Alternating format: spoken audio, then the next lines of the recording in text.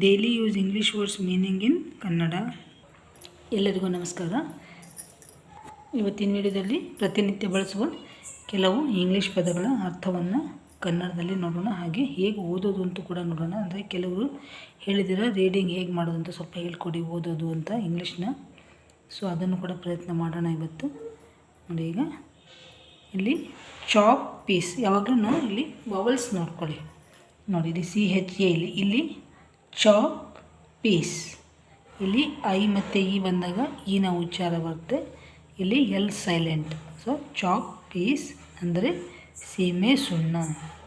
ಇಲ್ಲಿ ಡಸ್ಟರ್ ನೋಡಿ, ಇಲ್ಲಿ DUS ಅಥವಾ ಡಸ್ TER ಟರ್, ಡಸ್ಟರ್ ಅಂದರೆ ಧೂಳು ಒರೆಸುವ ವಸ್ತ್ರ. ಅಂದರೆ ಈಗ ಕ್ಲಾಸ್ ರೂಮ್ಸಲ್ಲೆಲ್ಲ ಇಟ್ಟಿರ್ತಾರಲ್ಲ, ಅದಕ್ಕೂ ಕೂಡ ಡಸ್ಟರ್ ಅಂತಲೇ ಅಂತಾರೆ. ಬೋರ್ಡ್ ಒರೆಸ್ಲಿಕ್ಕೆ, ಬ್ಲ್ಯಾಕ್ ಬೋರ್ಡ್ ಒರೆಸ್ಲಿಕ್ಕೆ ತೊಗೊಳ್ತಾರಲ್ಲ, ಅದು ಕೂಡ ಡಸ್ಟರ್. ನೆಕ್ಸ್ಟ್ ಡೆಸ್ಕ್ ನೋಡಿ, DE ಬಂದಾಗ ಇದ ಉಚ್ಚಾರ ಎ ಅಂತ ಆಗುತ್ತೆ ಹೇಳಿದ್ರೆ ಇದಕ್ಕೆ ಡೆಸ್ಕ್. ಇಲ್ಲಿ ಯಾವುದೇ ಸ್ವರ ಇಲ್ಲ, SK ಆದ್ದರಿಂದ ಡೆಸ್ಕ್. ಇಲ್ಲಿ ಕೂಡ ಯಾವುದೇ ಸ್ವರ ಇಲ್ಲ. So desk. ಇಳಿಜಾರು ಮೇಜು, ಈಗ ಕ್ಲಾಸ್ ರೂಮ್ಸಲ್ಲೆಲ್ಲ ಇರ್ತಲ್ಲ ಅದು. Next class room, CLA class room. O ಬಂದಾಗ ಊ ಉಚ್ಚಾರ ಬರುತ್ತೆ. ಸೊ ಕ್ಲಾಸ್ ರೂಮ್ ಅಂದರೆ ತರಗತಿ. Bottle BOTL. ಇಲ್ಲಿ ಕೊನೆಯಲ್ಲಿ ಈ ಬಂದಾಗ ಅದರ ಉಚ್ಚಾರ ಇರೋದಿಲ್ಲ, ಬಾಟ್ಲೆ ಅಂತ ಓದೋದಲ್ಲ, ಬಾಟಲ್. ಸೊ ಬಾಟಲಿ. ಹಾಗೆ ಇಲ್ಲಿ ಬಾಟಮ್.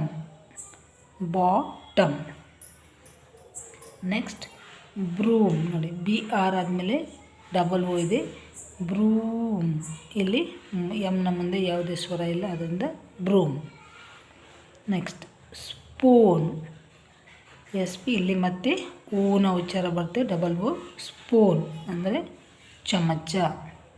ನೆಕ್ಸ್ಟ್ ಕಿಚನ್, ಇಲ್ಲಿ T ಸೈಲೆಂಟ್, KI ಚನ್, ಇಲ್ಲಿ T ಸೈಲೆಂಟ್, ಕಿಚನ್.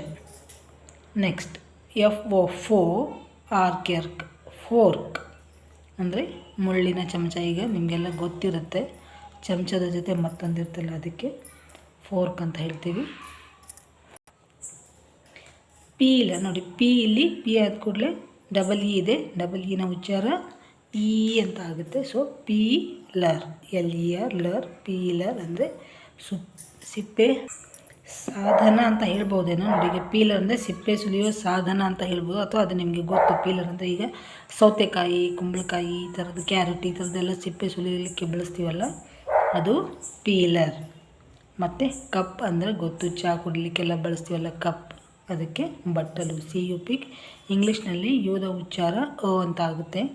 ನಾನು ಮೊದಲೇ ಎಲ್ಲ ಭಾಳಷ್ಟು ವೀಡಿಯೋಗಳಲ್ಲಿ ಮಾಡಿದ್ದೀನಿ, ಎಲ್ಲ ಬೇರೆ ಬೇರೆ ಸಂದರ್ಭಗಳಲ್ಲಿ AEIOUನ ಬಗ್ಗೆ ಭಾಳಷ್ಟು ವೀಡಿಯೋಗಳನ್ನು ಮಾಡಿದ್ದೀನಿ. ಅದನ್ನು ನೋಡಬೇಕು ಅಂದರೆ ಡಿಸ್ಕ್ರಿಪ್ಷನಲ್ಲಿ ನೋಡಿ, ಪ್ಲೇಲಿಸ್ಟಲ್ಲಿ ಎಲ್ಲ ಇದೆ ಪ್ರೊನೌನ್ಸಿಯೇಷನ್ಸ್ದು ವೀಡಿಯೋಸು. ಕಪ್ ಅಂದರೆ ಬಟ್ಟಲು. ಇದು ಕಪ್ ಬೋರ್ಡ್ ಅಲ್ಲ, ಇದು ಕಬರ್ಡ್. ಇಲ್ಲಿ P silent, cupboard.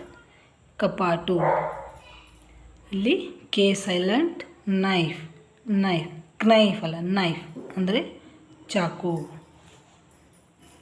Umbrella, UM ಇಲ್ಲಿ ಮತ್ತೆ ಅದ ಉಚ್ಚಾರ, BRE ಅಂಬ್ರೆಲಾ ಅಂದರೆ ಛತ್ರಿ. ಇಲ್ಲಿ ರೇಡಿಯೋ 5 ಈ ಉಚ್ಚಾರ, radio. Next bulb, light bulb. ಈಗ ಇರುತ್ತಲ್ಲ, ನಿಮಗೆಲ್ಲ ಗೊತ್ತು ಬಲ್ಬ್, ಅದರ ಸ್ಪೆಲ್ಲಿಂಗ್ BULB ಬಲ್ಬ್. ಅಂದರೆ ನಮಗೆ ಭಾಳಷ್ಟು ಪದಗಳು ಗೊತ್ತು, ಆದರೆ ಇಂಗ್ಲೀಷ್ನಲ್ಲಿ ನಮಗೆ ಸ್ಪೆಲ್ಲಿಂಗ್ಸ್ ಭಾಳಷ್ಟು ಯಾವಾಗಲೂ ಕನ್ಫ್ಯೂಷನ್ ಆಗ್ತಾ ಇರುತ್ತೆ, ಆದ್ದರಿಂದ ಇದನ್ನು ಮಾಡಿರೋದು. ರಿಮೋಟ್ ನಿಮಗೆಲ್ಲ ಗೊತ್ತು, TV ರಿಮೋಟ್ ನಾವು ಬಳಸ್ತೀವಲ್ಲ, ಅದು. ಇಲ್ಲಿ RE ಇಲ್ಲಿ ಹೀಗೆ ಈನ ಉಚ್ಚಾರವೇ ಬಂದಿದೆ, ಅದು ಹೇಗಿದೆ ಇಂಗ್ಲೀಷಲ್ಲಿ ಅದೇ ಥರ ನಾವು ಕಲಿಬೇಕಾಗುತ್ತೆ.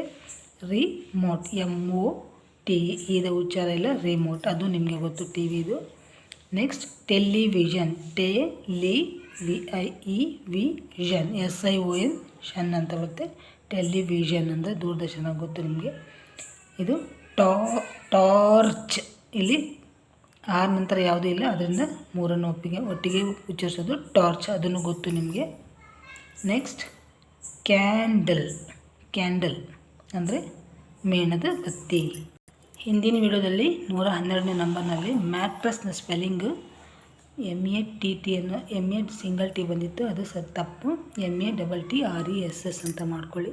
ಮತ್ತೆ ಮುಂದಿನ ವಿಡಿಯೋದಲ್ಲಿ ಮತ್ತೊಂದು ವಿಷಯದೊಂದಿಗೆ ಭೇಟಿಯಾಗೋಣ. ಎಲ್ಲರಿಗೂ ಧನ್ಯವಾದಗಳು. ನಮಸ್ಕಾರ.